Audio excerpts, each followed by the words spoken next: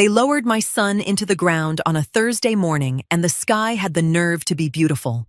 No clouds, no wind, just clean Georgia light pouring down over a casket that held the only person in this world who still called me mama like he meant it every single time. 37 years old. My Nick. Gone. I stood at that graveside and I did not fall apart. I had made myself a promise the night before, that I would hold it together long enough to get him home one last time. The church had been full. The flowers were everywhere. People said the right things in the right order, and I received every word with grace, because that is what Nick would have wanted from me. My name is Tristine Mouton. I am 56 years old. I raised my son alone before I ever married. And I am going to tell you something that I am still, even now, working through completely. I brought Nick home for the repast, the way our family has always done. Every surface in my house covered, macaroni and potato salad and fried chicken and 3 different kinds of cake. People I have loved for 20 and 30 years moving through my rooms, touching my furniture, speaking his name with the particular tenderness people reserve for the young dead. But Nick was not there, and a house full of people cannot fill the space left by one person who belonged in it. I kept looking toward the kitchen doorway, the place he always appeared from on Sunday evenings, takeout bags in both hands, already talking before he cleared the threshold. 3 times a week, he called me. 3 times. Not because I asked, because he wanted to. That kitchen doorway stood empty all afternoon, and I felt it every time my eyes moved near it. I was standing near the fireplace, speaking with my neighbor Sandra, when I heard the knock. A man I barely recognized, my cousin Paulette's husband, someone peripheral, opened the front door before anyone could reach it, and a woman walked in. She was composed, dressed appropriately in dark clothing, modest, nothing theatrical. 2 small children at her sides, a boy and a girl, young, maybe 4 and 6 years old. She stood just inside the doorway and looked around my living room with the careful eyes of someone who had prepared themselves for exactly this moment. I did not know her, but I saw her before a single person introduced her, and something in the way she stood, planted, deliberate, like she had a right to be there, made me go still on the inside. Then Emlyn moved. My husband crossed that room before I could take a single step. Before I could even fully process the woman's presence, Emlyn was already at the door, already reaching for her hand, already speaking to her in a low voice with his back angled away from me. That movement took maybe 4 seconds. I have turned it over many times since. A man who did not know that woman would have looked to his wife first. Emlyn did not look at me at all.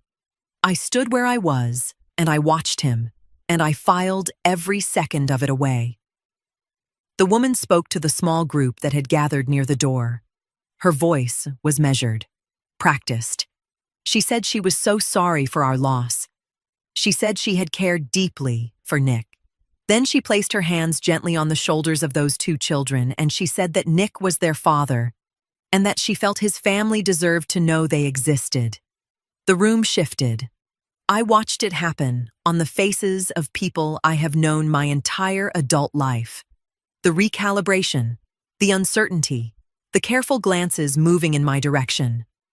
I did not look at Emlyn again. If you are watching this, and you have ever had to hold yourself together when everything in you wanted to come undone, stay with me. Tell me what time you are watching and where you are from, because what happened next took me a long time to fully understand. I crossed the room. I introduced myself to the woman quietly. I thanked her for coming. Then I excused myself to check on the kitchen. I needed to think. By the time the last neighbor left, Emlyn was already standing near the front door. I noticed it the way you notice something that does not quite fit the moment. A detail that sits wrong without announcing itself. He had been moving toward that door for the last 20 minutes, positioning himself, making small conversation with whoever drifted close, but never actually leaving his post. When my cousin Paulette gathered her children and her husband and made her way out, Emlyn touched her arm warmly and said goodbye, and then stepped back to where he had been standing. Marvin and those two children were still seated in my living room. He had made sure of that. He turned to the remaining family, my sister Lorraine, my aunt, two of Nick's closest cousins, and he said there was something important they all needed to hear.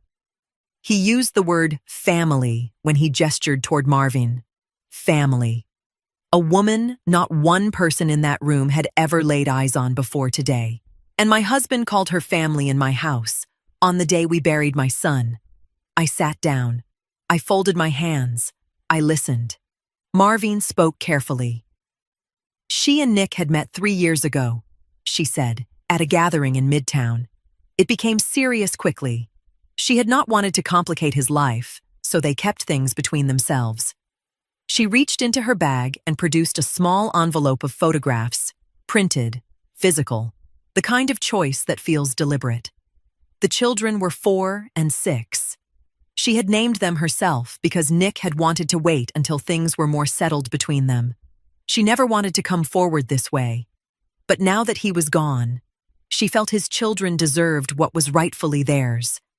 She cried at the correct moments. The pauses landed where pauses are supposed to land. It was a performance built to move people, and around me I could feel it working.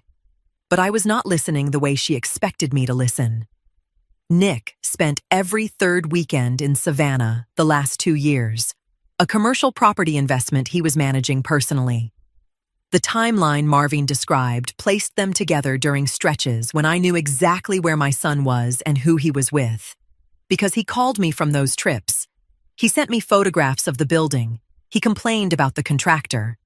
A man conducting a serious relationship in Atlanta does not spend his available weekends 3 hours away managing property alone and calling his mother about pipe fittings. The geography did not work. The timeline bent in places she did not realize I could see. Around me, Lorraine had her hand pressed to her mouth. Nick's cousin Raymond was staring at the floor. Emlyn was nodding, slowly, steadily. With the particular gravity of a man who had already processed this information and arrived at his conclusion long before today. That nod told me everything I needed it to tell me. When Marvin finished, I waited a full breath before I spoke. I asked her one question. I asked what Nick called her when they were alone, whether he had a name for her, something private, the way people in real relationships do. She paused. It was not a long pause. Most people in that room would not have registered it. But I have spent 37 years knowing my son, and I know what a rehearsed answer sounds like when someone is reaching for it. She said he called her baby, just baby. I nodded slowly and thanked her for coming. I told her I would need some time to process everything. The room began to settle. I excused myself and walked toward the hallway. Behind me, I heard Emlyn tell Marvin to wait just a moment before she left. I kept walking. I told Emlyn I was going to the foundation. I was not going to the foundation. I drove to Sostin Gaines's office on a Tuesday morning with nothing in my hands and everything in my mind. Sostin has handled Mouton family legal matters for 19 years. He knew Nick as a boy. He watched him grow into a man serious enough about his finances to sit across from an attorney at 29 and ask the right questions. When I called that morning, Sostin picked up before the second ring and said, "Come in." Nothing else. Just come in. That was enough. His office smelled the same way it always has. Old wood and coffee and something faintly like cedar. He stood when I entered, and for a moment neither of us said anything. There are people in your life who knew your child, and grief with those people carries a different weight. We sat down, and we let it sit between us for exactly as long as it needed to. Then I told him why I was there. I told him about Marvin, the children, the photographs, the claim. Sauce then listened without moving. When I finished, he was quiet for a moment, and then he opened a folder that was already on his desk. Already. He had been expecting something. Not this exactly, but something. He walked me through Nick's estate the way a man walks someone through a building he designed himself, knowing where every wall was and why. The LLC Nick, established 8 months ago, held the commercial properties, the investment accounts, and his ownership interest in the Mouton family land.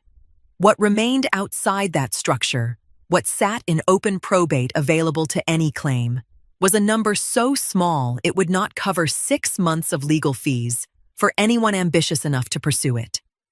I asked about the life insurance. Sauce then said it had already paid. Named beneficiary, me. Under Georgia law, no outside claim touches a named beneficiary payout. That money was already mine and had been since the week Nick died. Then he told me something that required me to sit very still to receive properly. He said that even if Marvin retained the finest paternity attorney in Atlanta and proved every word of her story, which he did not believe she could, the Mouton family clause made the LLC assets legally unreachable by any outside claimant. The clause had existed for decades before I married. It predated Emlyn. It predated everything. And Nick had known exactly what he was doing when he restructured 8 months ago. Nick believed in planning. He believed in protecting assets. He believed that if you spent years building something, you should spend time protecting it too.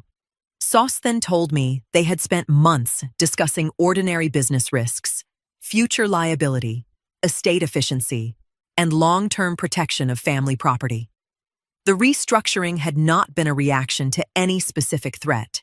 It was simply the kind of careful planning responsible people do before they need it. I heard that, and I set it down inside myself, carefully. My son had not been quiet those last months because something was weighing on him. He had been working, building, organizing, putting things where they belonged. He had not told me because Nick was the kind of man who handled things completely before he brought them to his mother. He did not want me to worry. He wanted me protected. I did not cry in Sauce-Than's office. I was not going to cry in Sauce-Than's office. But something in me shifted. The particular steadiness that comes not from the absence of grief, but from standing on ground, you suddenly realize, is solid. I looked at Sauce-Than and told him I needed 2 weeks of silence from our side. No response to Marvin's representatives, no filings, no communication of any kind. He nodded once. He closed the folder. He said, "Whenever you are ready, Tristine, I will be ready." I drove back toward the foundation, and I started thinking about who else I needed to call. Every morning for 6 days, Emlyn found a way to bring it up. He never pushed hard. That was the thing about him. He understood that a grieving woman does not respond to pressure, so he applied none. He came at it sideways, through the children, through Nick's memory, through the particular softness men use when they believe they are guiding you somewhere you do not yet realize they have already decided on. He would set his coffee down and say something like, "Those babies didn't ask to be in this situation, Tristine." Or, "Nick would have wanted to do right by his own blood." Each time, his voice carried that careful, managed tenderness. Each time I received it without expression and told him I was still thinking. I was not still thinking. I was already decided. I was waiting for the right moment to show him what decided looked like on me. On the 7th day, I called a small family meeting. Emlyn, my sister Lorraine, 2 of Nick's cousins. I made coffee and I set out the good cups and I waited for everyone to settle before I spoke. I told them I had spent time with this. I told them I had prayed on it. I told them that I was raised to believe that doing right does not stop being right simply because it costs you something. Then I said it. If those children belonged to Nick, then they deserved what Nick would have wanted them to have. I was not going to stand in the way of that. Marvin's lawyers could proceed with whatever claim they believed was legitimate. I would not obstruct it. The room exhaled. Lorraine reached over and touched my arm. One of Nick's cousins nodded slowly, like a man watching someone do something difficult and honorable. Emlyn reached across and took my hand, and I let him hold it. And I kept my face open and composed, and gave him absolutely nothing to read. But I was reading him. A man who loves his wife and fears for what she is giving away does not look relieved. He looks worried. He asks questions. He says, "Are you sure?" He says, "Let's think about this more." He says, "I don't want you to do something you'll regret." Emlyn did none of that. The tension left his shoulders the moment the words left my mouth. His hand on mine was warm and steady and completely, thoroughly unbothered. That relief was a confession. He did not know he had just made it. I thanked everyone for coming. I cleared the cups. I moved through the rest of that evening the way you move through something you have already finished with on the inside. Present enough to function, elsewhere enough to think. After midnight, when Emlyn's breathing had settled into sleep, I got up. I went to the kitchen. I sat at the table in the dark and I made a call. Fordham Thierry answered on the second ring. I had used him twice before. Once, when I needed a background check on a contractor the foundation was considering. Once, when a potential donor's story did not line up the way it should have. Both times, he was thorough, and both times, he was quiet about it. That combination is rarer than people think. I told him I needed him to find everything that existed on a woman named Marvin Broad living in Brookhaven. Everything. And I needed him to be invisible doing it. He said he understood.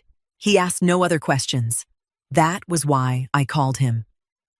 I hung up. I walked to the bedroom dresser and stood in front of Nick's photograph for a moment. I told him quietly that I had it, that he did not need to worry. Then I got into bed, and I closed my eyes, and for the first time in 8 days, I slept without trouble. I was back at my desk by Monday morning. My staff moved around me with the particular gentleness people extend to someone they are not sure how to read. Deborah brought me tea without being asked and set it at the edge of my desk without a word. A younger staff member named Calvin stopped in my doorway, started to say something, thought better of it, and simply nodded. I thanked them all in the ways that cost me nothing, and I got back to work. There was a grant cycle to close and 2 community partnerships that needed correspondence, and I was not going to let either one sit because my life had cracked open. Work has always been where I go when I need to think without appearing to think. The foundation gave me that cover, and I used it fully. 2 days in, my cousin Paulette called. She was not calling to check on me. Not entirely. She had heard something, and Paulette has never been able to hold information longer than it takes her to find a reason to share it. She told me Emlyn had been talking. He told someone at their church that I was coming around. That grief had a way of softening a person. That I was going to do right by those children the way Nick would have wanted. I listened to every word. I thanked Paulette for calling. After I hung up, I wrote 4 words in the small notebook I keep in my top drawer. I closed it and went back to the grant correspondence. Sauce then called that afternoon. Marvine's attorney had reached out to his office requesting estate documentation, financial records, property holdings, the full picture. Sauce then told me he had acknowledged receipt and indicated he was in the process of gathering materials. His voice was dry, and even when he said it. He was not gathering materials. He was doing exactly what I had asked him to do, nothing professionally, for as long as it could be sustained without raising concern. Fordham reached me Wednesday evening. He was not a man who called with partial information unless the partial information was significant enough to warrant the call. He told me Marvin Broad had moved to Brookhaven 22 months ago. The property she was living in was not in her name. He had not yet completed the ownership trace, but he expected to have it closed by the end of the week. Then he told me, without my asking, that he had begun pulling on some threads connected to the people around Emlyn as well. He said it the way careful men say things they want you to have without making a production of giving it. I told him to keep going. Thursday, I sat through a full board meeting, presented the quarterly numbers, answered questions about the spring grant cycle. At one point, a board member named Bernard made a dry comment about the city's permitting delays, and the table laughed and I laughed with them.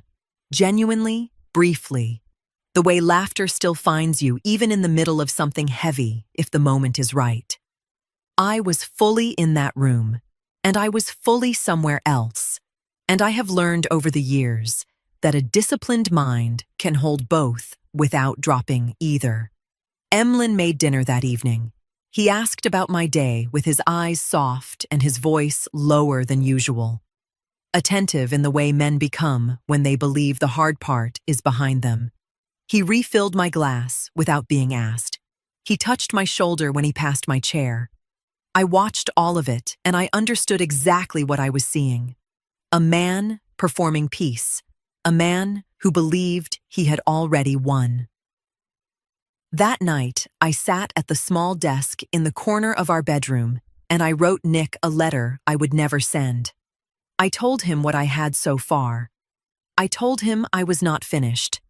I folded it in thirds and placed it in the drawer beside his photograph, and I turned off the light. The property ownership result was coming. I could wait one more day. Fordham arrived at 10 minutes past 6. Everyone else had gone home. He came through the side entrance the way I had told him to and walked into my office and set a folder on my desk without greeting me first. That was not rudeness. That was Fordham.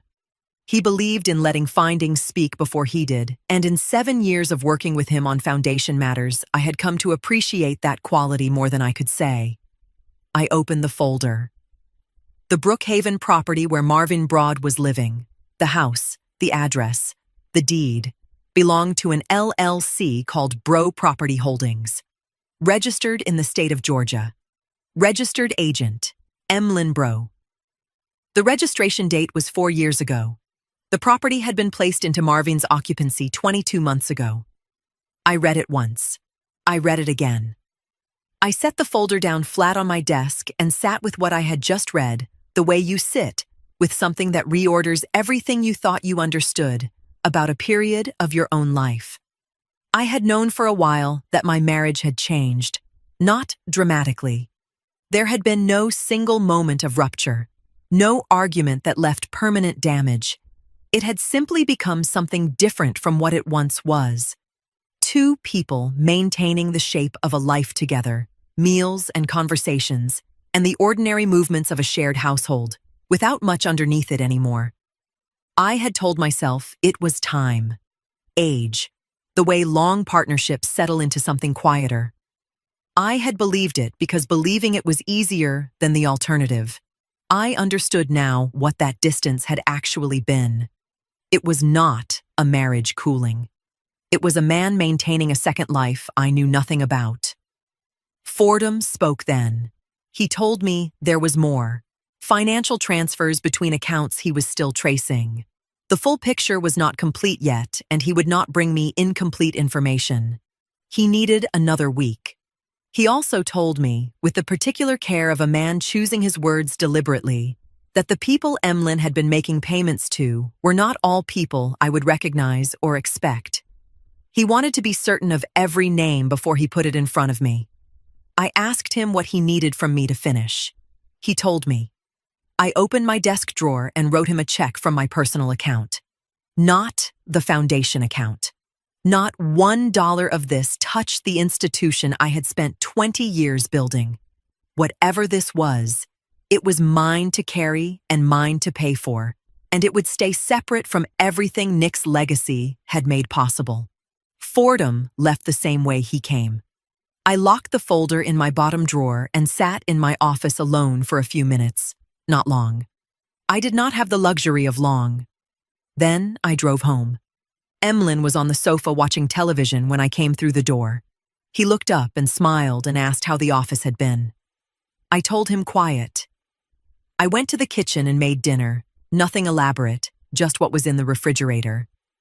And we ate together at the table, and he talked about something he had seen on the news, and I responded at the right moments and kept my face exactly where it needed to be. He had no idea what was locked in my office drawer. Later, when the kitchen was clean and he had gone back to his television program, I stood at the sink and looked out at the backyard. And for the first time, I stopped trying to explain any of it away. The house in Brookhaven was real.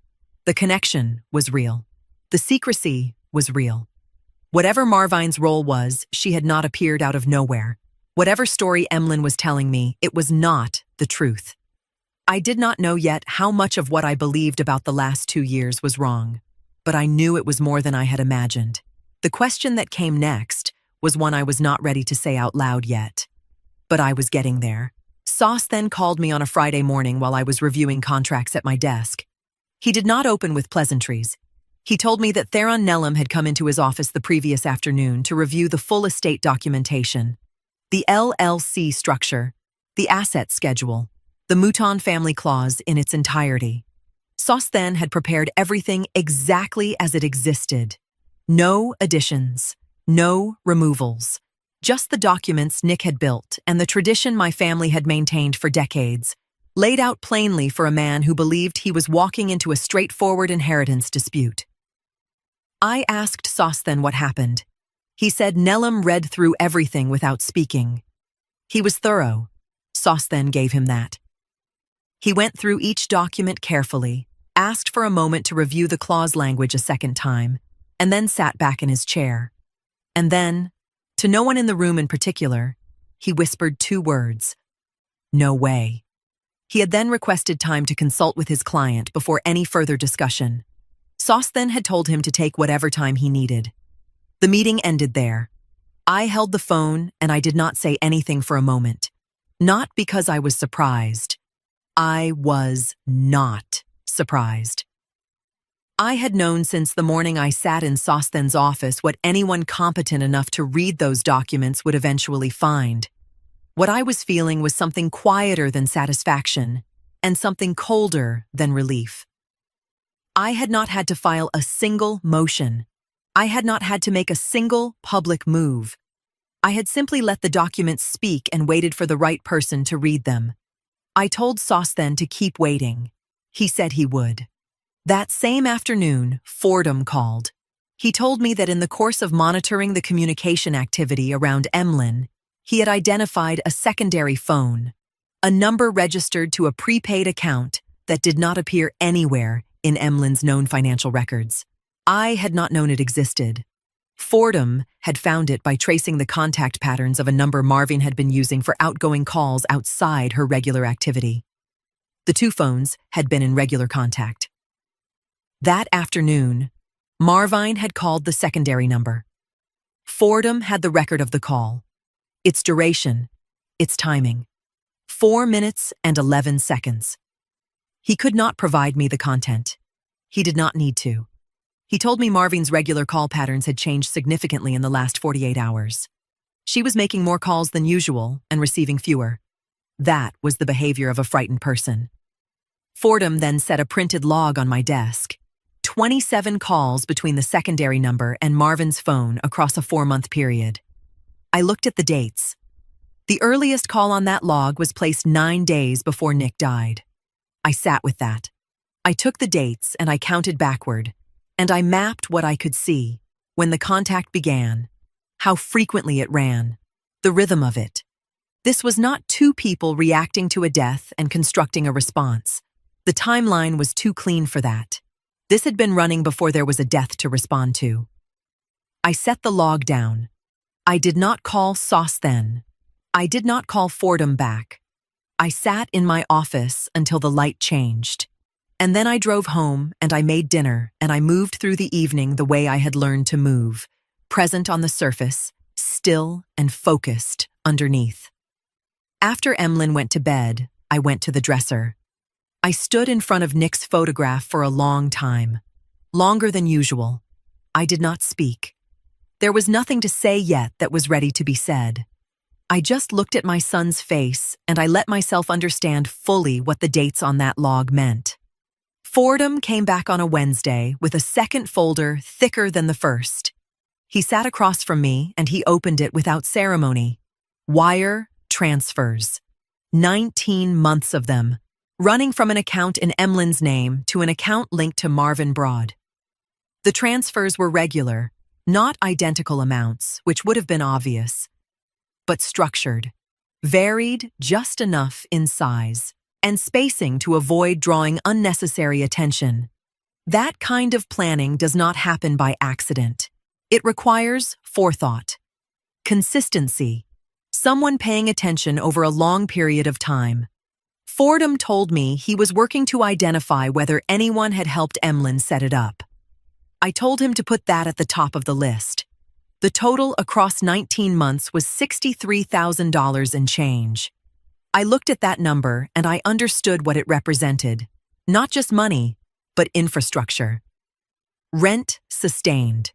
Children fed and clothed. A woman kept comfortable and available and ready for the moment she would be needed.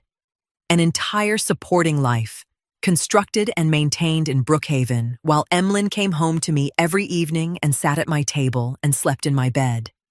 Then I looked at the start date of the first transfer.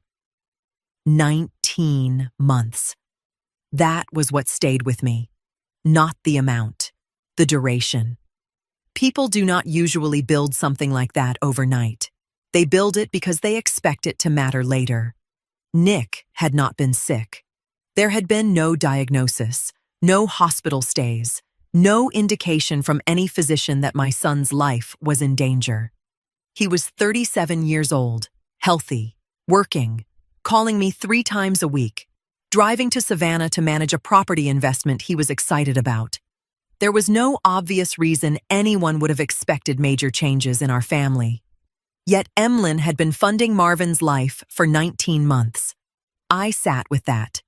Not because I understood it, because I did not. The timeline did not fit comfortably inside any explanation I could see. I did not mention any of this to Fordham. Not yet.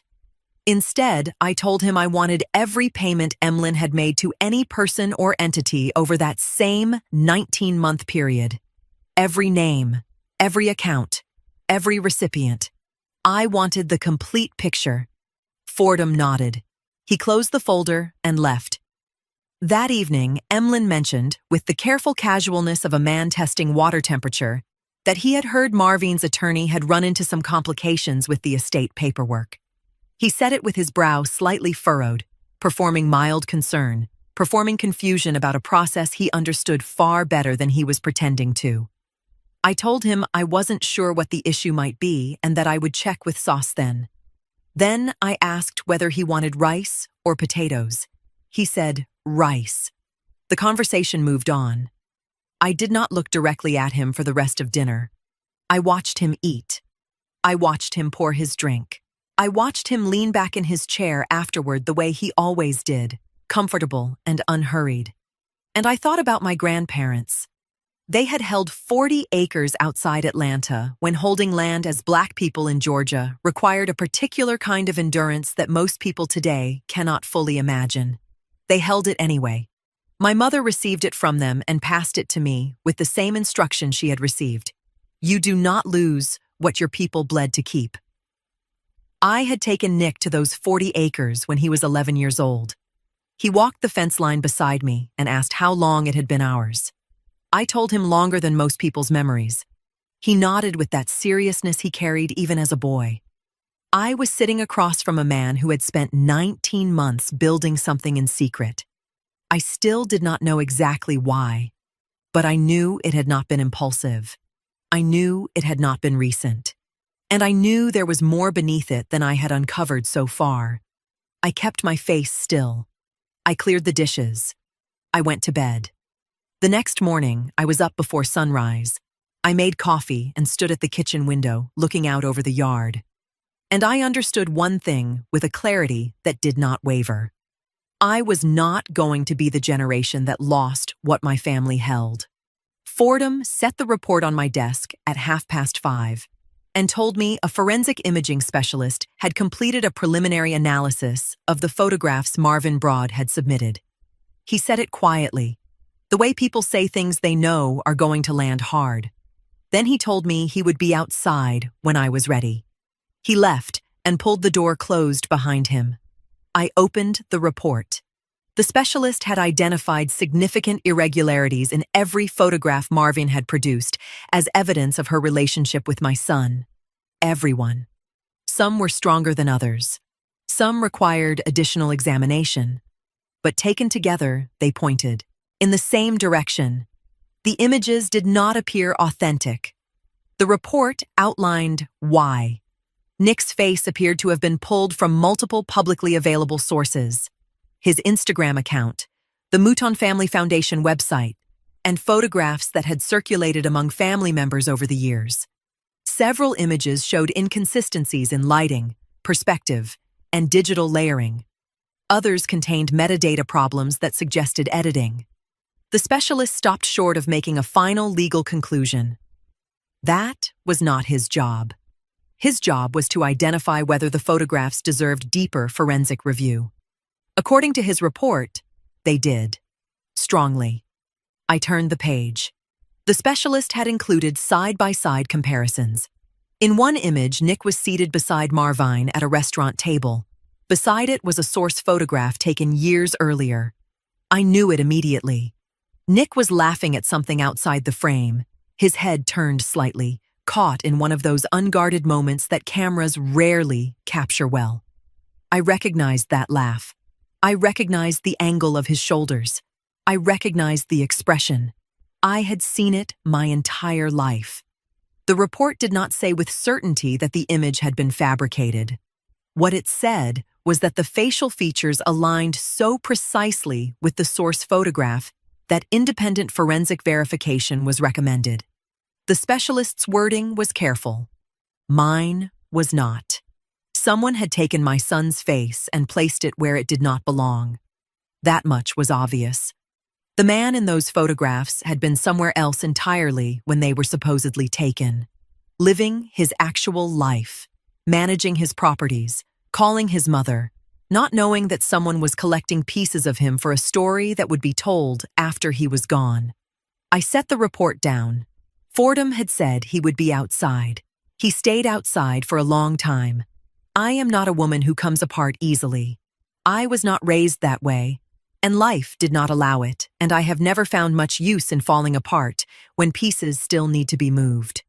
But I sat in that office and let myself feel what I had been holding back since the morning they lowered my son into the ground. Not grief. I already knew grief. This was something different. This was the pain of watching someone use a man who could no longer defend himself. A man who could not walk into a room and say none of this is true. A man who no longer had a voice available to him except the people who knew him best. Nick called me Mama until the day he died. Not Mom, not Mother. Mama. 37 years old and still saying it the same way he did when he was a boy. He was honest in the small moments. The moments where honesty costs nothing. I knew what kind of man my son was. And I knew what kind of people look at a man like that and decide his face is something they can use. I sat with it until I had felt it completely. Then I stood. I washed my face. I straightened my blouse. I returned to my desk. And I picked up the phone. Fordham answered before the second ring. I told him I needed two things: the DNA results, and the full name of every person Emlyn had paid that he had not yet been able to identify. Everyone. My voice did not shake. It was not going to shake. There was still too much left to do. Fordham called me on a Thursday morning with something he said could not wait until the end of the week. Marvine's call patterns had shifted. She had been reaching outside her normal contact list. Irregular timing, shorter calls. The kind of communication behavior Fordham described as someone who is trying to find an answer without being seen looking for it. One of those calls had gone to a paralegal named Denise, a woman Fordham had worked alongside on a fraud investigation 2 years prior. They were not close, but they were the kind of professional acquaintances who remember each other's instincts. Denise had called Fordham the same evening because the call felt wrong, and she trusted that feeling enough to act on it. Marvine had not given her name. She had presented the question as hypothetical, a situation involving a civil claim that turned out to be grounded in false information. She wanted to know whether the person who filed such a claim could face criminal exposure once the falsity was established. She had asked it carefully, the way people ask questions they have already partially answered for themselves and are, hoping someone will tell them they are wrong. Denise had not known the connection to anything Fordham was working. Fordham knew immediately. I listened to all of it without interrupting. When he finished, I sat quietly for a moment and I thought about what a woman does when she starts making calls like that. She is not loyal anymore. She is not committed to the plan anymore. She is doing the math on what the plan is going to cost her personally, and the numbers are coming back wrong. Marvin was not looking for reassurance. She was looking for a way out. And a woman looking for a way out is a woman whose cooperation is available to whoever reaches her correctly and first. Emlyn did not know any of this. Fordham had been monitoring the secondary phone, and the contact through it had not changed. Regular calls, steady tone. A man who believed he was still managing a situation that was already beginning to move beyond his reach. He was keeping Marvine calm with promises she was no longer fully believing. That gap between what he thought was happening and what was actually happening was something I intended to use. I called Sosthen that afternoon. I told him to reach out to Theron Nellam quietly, not formally, not on the record, just a professional conversation between two attorneys. The message was straightforward. If Marvine's side chose to submit voluntarily to a court-administered DNA test to confirm or deny the paternity claim, Tristine Mouton would view that cooperation favorably when considering how to proceed with the civil matter. Nothing threatening, nothing coercive. Just the simple arithmetic of what cooperation looks like versus what resistance looks like when the underlying claim has no viable legal path. Nellam already knew the claim was structurally dead. He had known it since the afternoon he sat in Sosthen's office and whispered 2 words to no one in particular. He advised Marvine to comply. She agreed within 48 hours. That evening, I attended a small foundation donor event, a quarterly gathering I had not canceled because canceling things was not something I was prepared to do. I moved through the room the way I always did. Accepted condolences when they came, thanked people for their support of the foundation's work. At one point, a woman named Gloria, someone I had known for 20 years through church and community work, held my hand and told me she had never seen anyone carry grief the way I was carrying it. She said it like it was a gift I possessed. I thanked her, and I meant it more than she understood. I drove home alone after the event ended. I thought about Marvin in that house on Ashford Lane. 2 children asleep in the back of the house, a phone she was using less confidently than she had a month ago, a man calling her from a number that did not officially exist, and telling her to stay steady. She was beginning to understand something that Emlyn had not yet accepted. His promises had an expiration date, and it had already passed. The envelope arrived at Sosthen's office on a Tuesday. He called me at 6:53 in the morning before my staff had come in, and before the building had filled with the sounds of a working day. He said it was here. I told him I was on my way. I drove across Atlanta in the early quiet, and I sat in Sosthen's office and I opened the report myself. He did not summarize it for me. He understood that I needed to read it with my own eyes, and he let me do that without interruption. The court-administered DNA analysis was unambiguous. The biological father of both children presented by Marvine Broad was not Nicholas Mouton. The biological father of both children was Emlyn Bro. I read it once. I set it down on the desk in front of me. I looked at it for a moment the way you look at something you already knew was true, but needed the documentation to make real in the fullest sense. There is a difference between knowing and holding the proof in your hands. I had known. Now I was holding it. I looked up at Sosthen and I told him I was ready. He said he had been ready.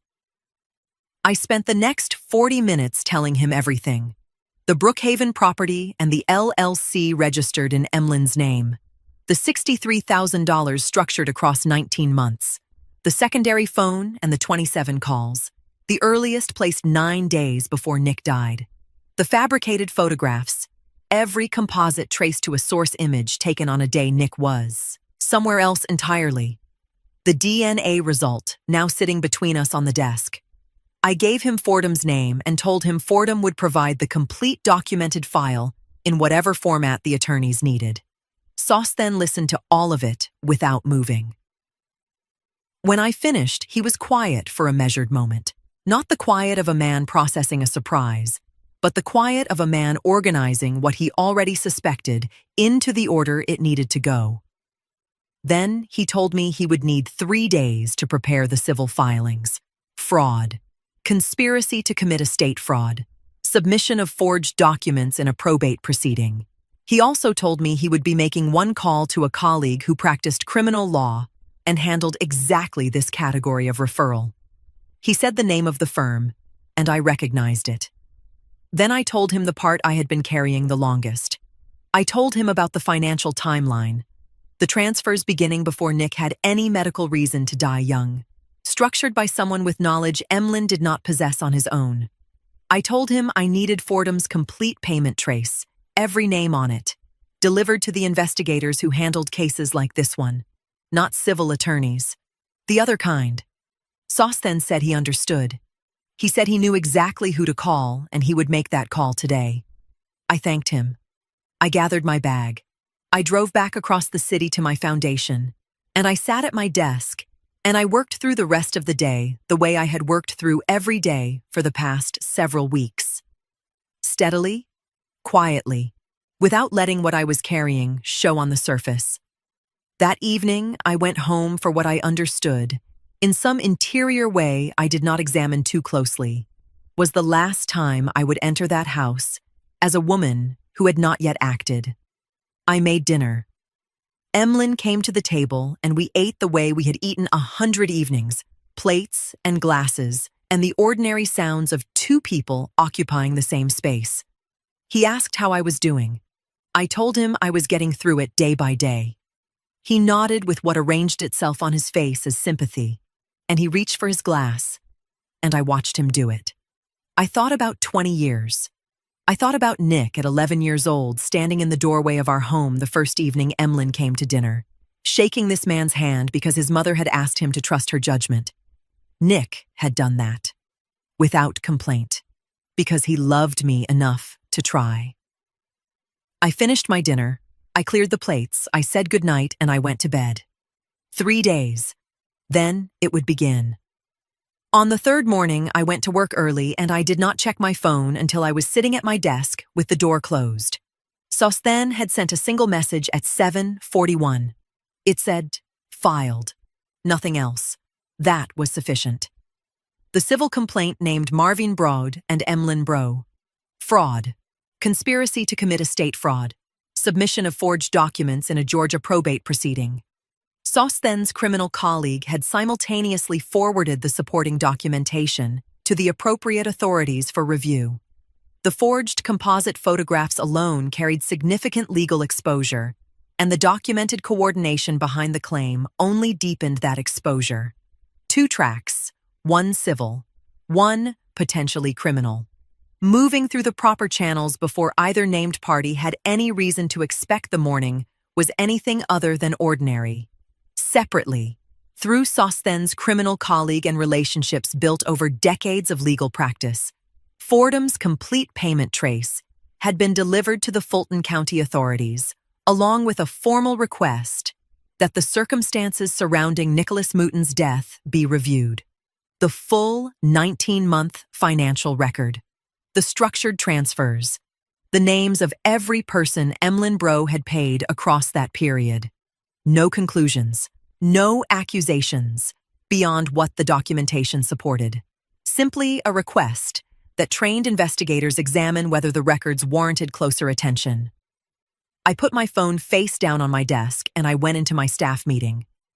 We spent an hour and 40 minutes reviewing the spring grant applications. A program officer named Marcus walked the team through 3 community partnership proposals, and I asked questions, and gave direction and approved 2 of the 3 pending additional documentation from the applicant. The work was real and it needed doing, and I was fully present for every minute of it. My phone rang at 11:14. I saw Emlyn's name on the screen. I let it ring through to voicemail. 4 minutes later, it rang again. Voicemail again. At 11:30, I stepped out of the meeting for 5 minutes and I listened to the first message. His voice was tight in the particular way of a man who has been surprised by something he believed he had controlled. He was performing confusion. He was performing innocence. He said there must be some misunderstanding and he needed to talk to me and he did not understand what was happening and I should please call him back as soon as I could. I deleted the message. I went back into the meeting. Marvine was served at the Brookhaven house before noon. Theron Nellam had already warned her weeks earlier that she should consult separate counsel regarding any potential criminal exposure. His practice did not extend into that area, and he had been honest with her about that. Her attorney received the filing at the same time she did. Over the next several days, the documentation was reviewed carefully. The payment records, the property records, the forensic analysis of the photographs. Piece by piece, the situation became harder to explain away. By the beginning of the following week, both attorneys had given Marvine essentially the same advice. Cooperation offered possibilities that resistance did not. Marvine was given time to consider her position.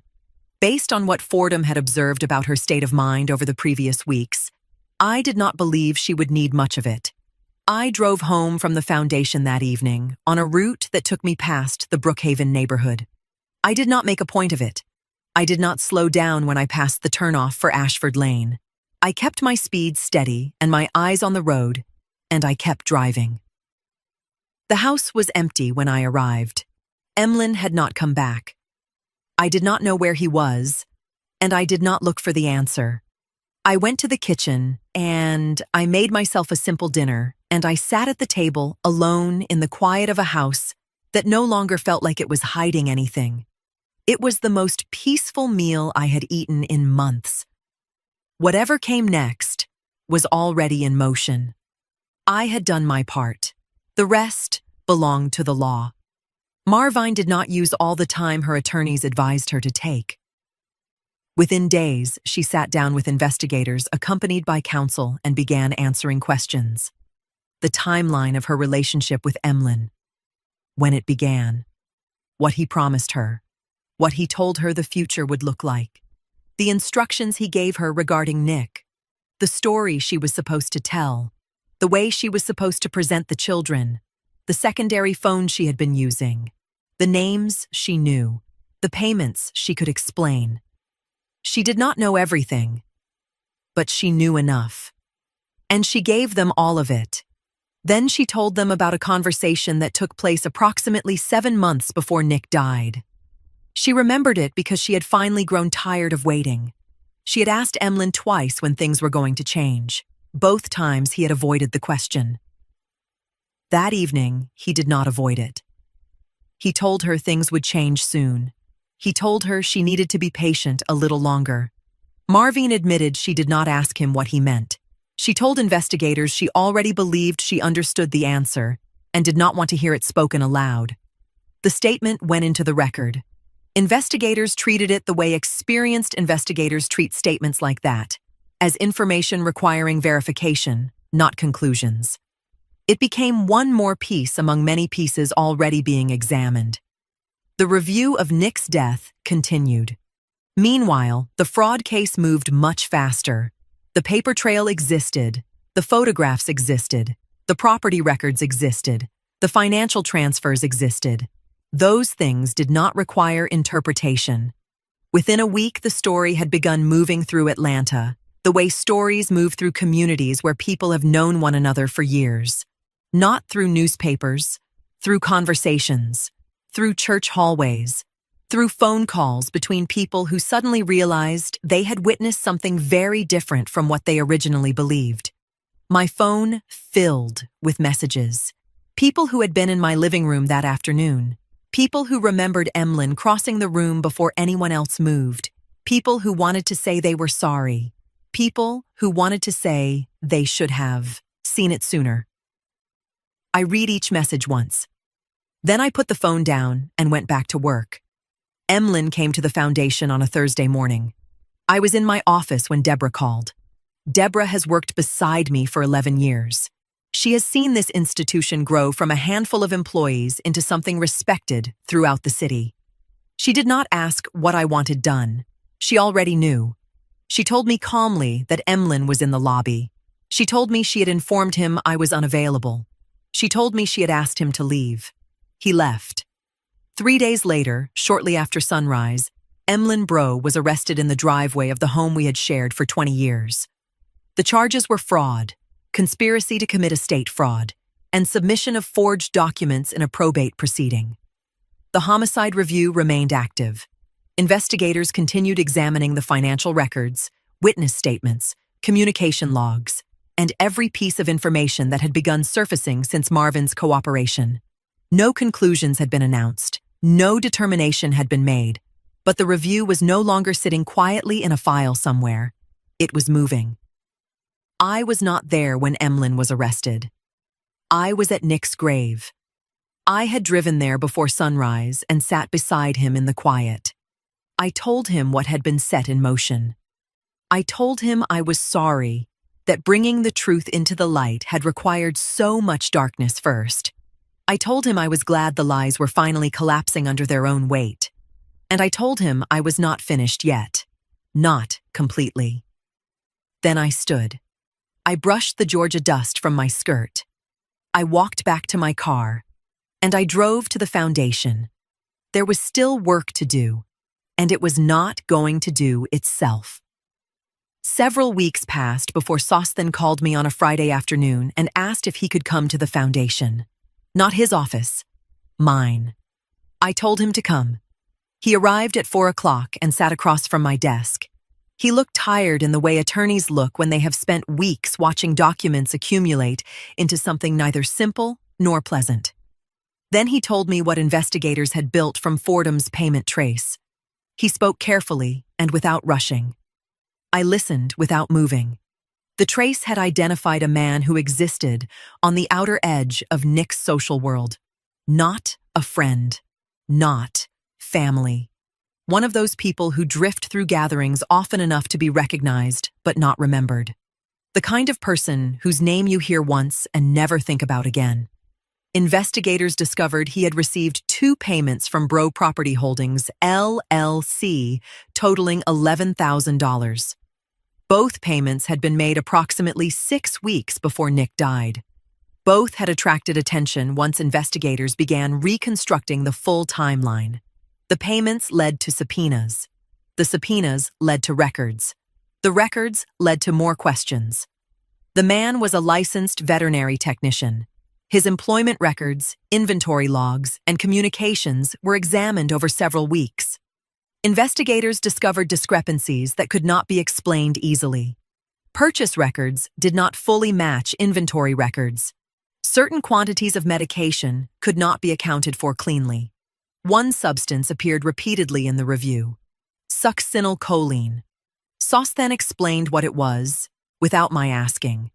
A paralytic agent commonly used in veterinary medicine.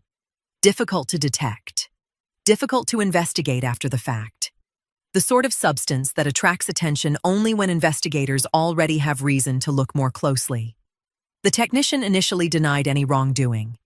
Then he retained counsel. Then the evidence continued to accumulate. By the time prosecutors approached him again, the conversation was different. Sosthen chose his next words carefully. The technician had entered into a cooperation agreement. Not immunity. Cooperation. He admitted receiving money from Emlyn Bro. He admitted obtaining substances he was not authorized to distribute. And he admitted participating in conduct that investigators believed was connected to Nick's death. Every statement was documented. Every statement required corroboration. Investigators did not stop with his word. They compared financial records, communication records, employment records, travel records, everything they could independently verify. Then they went back to the medical examiner. Nick's death had originally been, treated as an unexpected natural event. Preserved tissue samples still existed. Additional testing was requested. Additional testing was performed. The results did not stand alone. Sosthen emphasized that point. No single piece stood alone. Not the technician, not the financial records, not the laboratory findings, not the witness statements. But together they formed a picture. Prosecutors believed a jury could understand. That morning, the district attorney's office had formally expanded the charges against Emlyn Bro. The fraud case remained. The estate conspiracy remained. And now a murder charge had been added. Sosthen finished speaking. The room became very quiet. I had known, not with evidence, not with documentation, with the kind of knowing that lives somewhere deep inside a mother long before facts arrive. I had known since the morning I stood at my kitchen window and counted backward from a timeline that never made sense. Now it was no longer instinct. Now it was part of the record. That did not make it easier. It made it permanent. I thanked Sosthen. Then I asked him to continue. He told me the Mouton estate had been formally closed to outside claims. The LLC held. The family clause held. The life insurance had never been vulnerable. Nick's commercial properties remained exactly where he had placed them. Marvine's claim was finished. Her own legal situation continued separately. Then, Sosthen reached into his briefcase and placed an envelope on my desk. 6 months before his death, Nick had executed a written designation, leaving a significant bequest to the Mouton Family Foundation. There was a letter. He had instructed Sosthen to hold it until everything was resolved. I took the envelope. After Sosthen left, I sat alone in my office and opened it. I read what my son had written during those last quiet months when he was protecting what mattered and saying very little about it. When I finished, I folded the letter carefully. I placed it in my bag beside the letter I had written to him. They would stay together. Months have passed. The legal proceedings are moving through their proper course, and I have nothing to add to what the record already contains. Verdicts will be what they will be. Sentencing will follow. I do not need to narrate any of it for anyone. What happened is documented in the Fulton County Courthouse and in the offices of attorneys who know how to read what the documents say. That is sufficient. That has always been sufficient for me. This morning, I drove out to the family land. 40 acres on the outer edge of Atlanta that my grandparents held when holding it required a kind of endurance most people today cannot fully measure. They were not given this land. They negotiated for it, worked for it, protected it through decades when the protections available to them were thin and unreliable and dependent on the character of people who did not always have any. They held it anyway, because they understood something that has moved through every generation of this family since, that land is not simply property. It is evidence. It is the proof, written in deed and soil, that you were here and that you intended to stay, and that you meant for your people to stay after you. My mother received it from them. She walked me across every acre of it before I was old enough to fully understand what I was being shown. She told me the names of the fence lines and the low places where water gathered after heavy rain, and the particular tree at the eastern edge that had been struck by lightning twice and survived both times. She told me what it cost to hold this, and she told me that the cost was not a reason to let go. It was a reason to hold tighter. I brought Nick here when he was small. He walked beside me the way he always walked, seriously, attentively, with that quality of presence that made people feel heard when they spoke to him, even when he was a child. I told him the same things my mother told me. He listened to all of it, and when I finished, he asked me one question. He asked whether the land would always be ours. I told him yes. As long as we held it, yes. He nodded and kept walking and never raised the question again, because for Nick, once a thing was understood, it was understood completely and did not require revisiting. The foundation is running. My staff is steady. The spring grant cycle closed cleanly and the summer cycle is already in preparation. Nick's bequest funded a new program, not announced with ceremony, not named in any public-facing material, just a program that moves money toward Atlanta families navigating the kind of legal and financial complexity that nearly swallowed everything he built. In the internal records, I named it after him. That is the only place his name needs to appear for me to know it is there. I think about Emlyn once, standing on this land in the morning quiet. And then I set him down, not with anger, not with the residue of 20 years unraveling into something bitter, with the clarity of a woman who can now see the full shape of a distance she once explained away as the natural cooling of a long marriage. She was wrong about what it was. She is not wrong about anything else. I do not wish him toward anything or away from anything. I simply think about him once, and then I do not think about him again. I think about Nick, not the case, not the photographs, or the documents, or the charges, or the courtroom. I think about his voice on the phone, the way it sounded on an ordinary Tuesday when he was calling about nothing in particular and everything that mattered. I think about the way he laughed at jokes I made that were not funny, fully, generously, the way a child laughs for a mother they love without reservation. I think about the last time I saw him, the way he stood in the doorway when he was leaving and turned back once more before he went. The hug that I did not know was the last one, and I am grateful I did not know because I was completely present for it, and so was he, and it was enough. It was more than enough. I am still his mother. That is the only thing in this entire story that was never in question. The only thing that could not be forged or filed against or claimed by anyone who had not earned the right to it. Everything else, the land, the foundation, the estate, the truth of what happened to my son, all of it required fighting for. That required nothing. It simply was, and it will simply continue to be for as long as I am standing.